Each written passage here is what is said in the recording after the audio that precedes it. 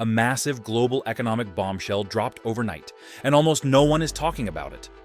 While China was smiling through trade talks with the US, they were also secretly blackmailing other nations to stop exporting to the US in a move aimed at triggering a total shutdown throughout America. The plan failed. But the real question is disturbing. What pushed China to attempt an economic kill shot? November 10th, 2025. Midnight. A secret breach ripples across global intelligence networks. As the People's Republic of China engaged in what would later turn out to be a polished facade of trade diplomacy with the US, it also set in motion what insiders were calling Operation Blackout.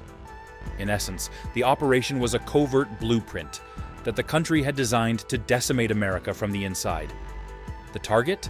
The full spectrum of US industry, which was scheduled to start on November 1st, 2025. What was even more shocking was the fact that the blueprint did not come out of thin air.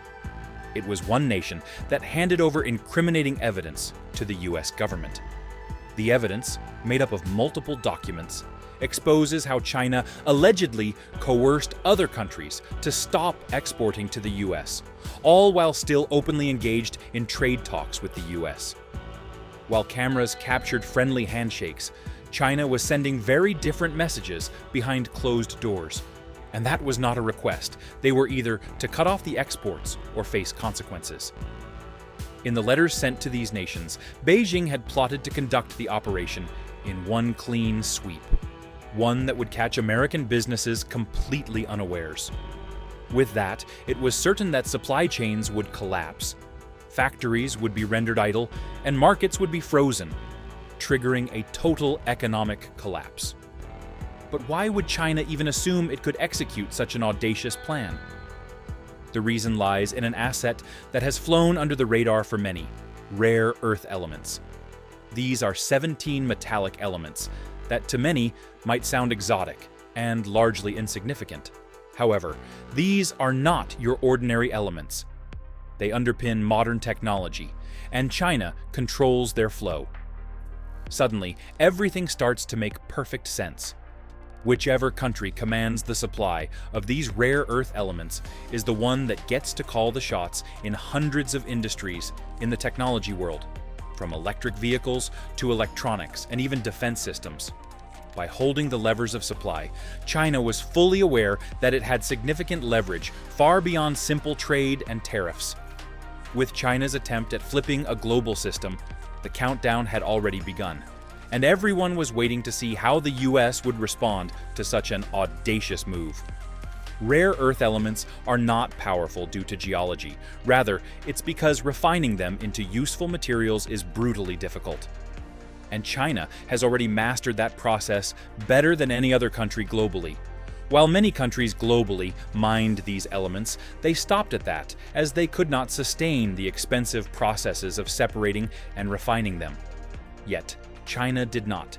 It leveraged decades of state-backed investment, cheap power, relaxed environmental standards, and aggressive scale-ups to position itself as the undisputed leader in the separation and refinement of these elements. The country built out the full value chain, from ore in the ground through separation, purification, alloying, magnet production, all the way to finished high-tech components that run the world as we know it today. By the 2024-25 financial year, China had already secured a dominant position, with estimates showing that the country was already mining about 70% of the entire global rare earth elements production. But that's only half the story.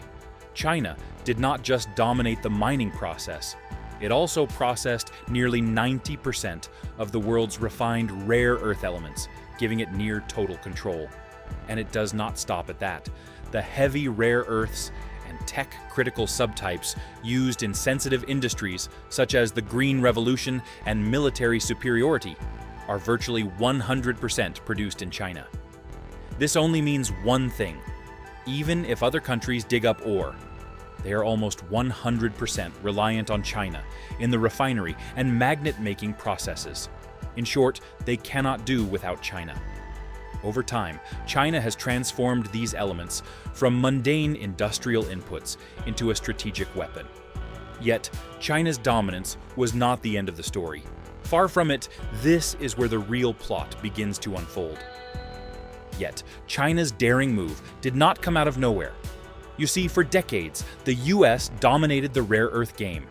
The Mountain Pass mine in California, deep in the Mojave Desert, was its crown jewel. From the 1960s through the 1980s, this mine was the world's premier source of these elements. It was sufficient to meet local demand as well as a large share of global demand. But over time, cracks were already forming. Regulations, ballooning operational costs, and a toxic spill in 1998 brought the industry to its knees. The result of all this was a serious slowdown and eventual shutdown of production. With that, mining of these elements in the US faded, and the stage was set for another player to step in. China, having noticed the decline of the US, moved fast. It leveraged expertise and acquisition insights from its engineers and executives who had been visiting Mountain Pass in the 1960s and 70s. In no time, Beijing had already begun building mines, refining complexes, and magnet factories, all while Western producers pulled back. They simply could not compete with the country's low-cost production, as well as lax environmental regulations that allowed it to flood the market, drive down prices, and force them out completely. But there's another darker side to this story. The thing is, as China rushed to dominate in this market, the boom left a human and environmental wreckage in its wake. There were reports of unregulated pit mining, acid-leached pits, and uncontrolled waste management that spilled into entire villages that would later be dubbed as cancer zones. This was the real cost of China's monopoly. Then came the political consolidation. Here, China adopted the 1+5 plan, where it merged dozens of smaller mining and processing firms into 6 massive and state-owned enterprises. This move effectively crushed illegal operations and birthed a monolithic supply chain control structure. And finally, the crescendo. In 2010, China got into a dispute with Japan. To prove its might, it cut off exports of these elements to the country for months. The repercussions were extensive. Global prices of electronics and electrical appliances ballooned while factories halted. By then, China had shown the world that control of these elements was more than just economics. It was power. And once it seized full control, it made a move that shocked every major economy. Now, China's failed blackmail attempt has triggered something unexpected: a global counteroffensive. Analysts say it is so massive it could cripple China's economy for decades to come. This is after it emerged that the US Department of Defense wants to build a full mine-to-magnet supply chain by 2027. The clock is already ticking. Firms like MP Materials, USA Rare Earth, and Linus Corporation have already been identified to play key roles in enhancing America's position as it races to break China's chokehold. If the US succeeds in bringing this vision to life within this timeline, China will not only lose money, it will also lose one of its most powerful geopolitical weapons. Experts concur that Washington's counteroffensive signals a major shift that could see the country reclaim critical ground. If the projects by the 3 firms succeed, it means global will no longer be at the mercy of Beijing's export policies. On the other hand, this means that China could soon find itself in massive economic turbulence. In fact, losing that monopoly will do more than just weaken its economy. It will rob it of one of its most effective tools of global influence. Now, the spotlight has shifted back to China.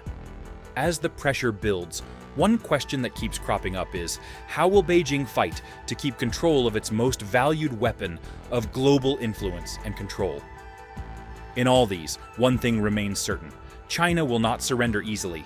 And now, insiders are warning that China could already be plotting a far more dangerous move to counter the US.